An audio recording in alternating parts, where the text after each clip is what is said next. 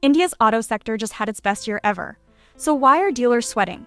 Because a war thousands of kilometers away is quietly strangling the supply chain. And the numbers don't lie.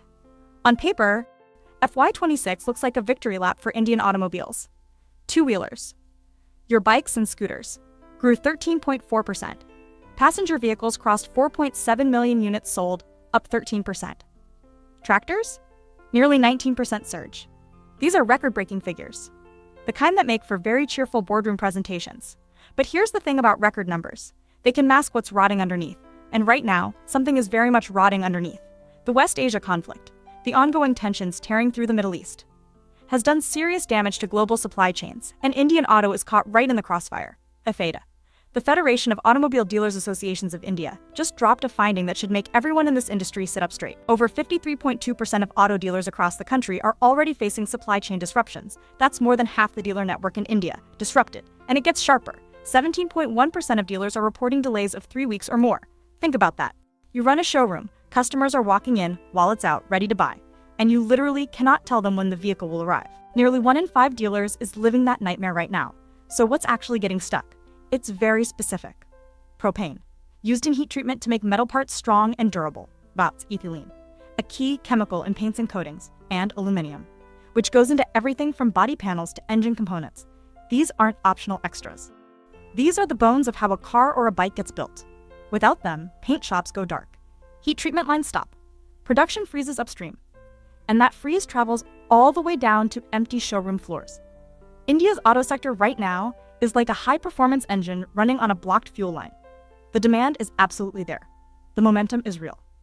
But the supply side? It's under serious stress. And that gap between what customers want and what dealers can actually deliver. That's where businesses are starting to bleed. Up next, we're going to look at exactly which parts of the market are most exposed, and what the industry is doing or not doing about it. So now the real question. Who actually gets hurt, and who quietly walks away winning? Because in every economic shakeup, there are always both. Picture this. You're running a tight operation. Costs are already creeping up, and then your supplier calls to say parts are delayed. For thousands of auto businesses in India right now, that's not a hypothetical. That's just Tuesday. Traditional manufacturers like Maruti Suzuki and Hero MotoCorp are caught in a genuine double squeeze. Supply chain disruptions slowing production on one side and rising input costs on the other. And here's the kicker. Those same rising fuel prices are making petrol and diesel vehicles less attractive to buyers. Dealers and component suppliers in the commercial vehicle space, trucks, buses, delivery vans, are the most exposed. And they have almost nowhere to pivot because commercial vehicle EV penetration sits at just 2%. 2%. There's no easy off-ramp there. But flip to the other side of this, and it gets interesting. When fuel prices spike, EVs suddenly look like a bargain. Same logic as when sugar prices jump and everyone grabs the artificial sweetener overnight. EV two-wheelers have already climbed from 7% to 9% market penetration in a single year. Passenger EVs are now between 4.25% and 5.75% of total sales. That momentum is real. Pull up the data comparison on screen, and you can see exactly how the two lanes are diverging. Tata Motors' EV division, Ola Electric, domestic battery makers.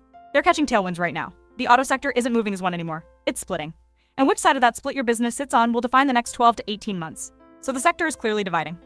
But what does India actually do about it? Policy strategy, the bigger play. That's exactly what we're getting into next.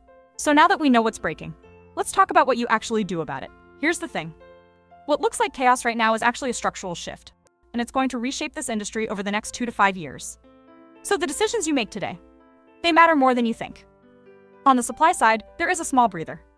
The US has issued a temporary waiver on Russian oil imports, which takes some pressure off energy-heavy manufacturing operations in the short run.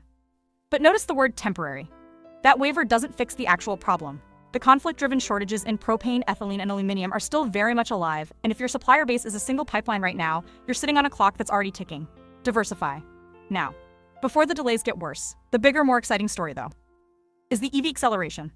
India's government is widely expected to push hard on domestic lithium mining and battery manufacturing. Think of it like this. Instead of depending on a pipeline that someone else can shut off, you're finally building your own water source. That's the play. And for entrepreneurs and investors paying attention, the opportunity is sitting right there in battery supply chains, EV servicing networks, charging infrastructure, component manufacturing. This is where the next wave lies. Now, if you're in commercial vehicles, and EV penetration there is still sitting at just 2%, don't let that number lull you to sleep.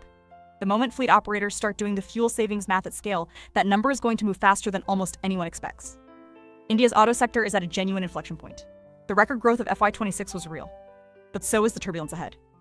The businesses that read this moment as a signal to adapt, not just a storm to survive, are the ones who'll be writing the next record-breaking chapter. That's a wrap on this module. Stay with us. There's more analysis coming your way. Follow us for more updates like this. Thanks for watching. And don't forget to follow us on YouTube, Instagram, and X.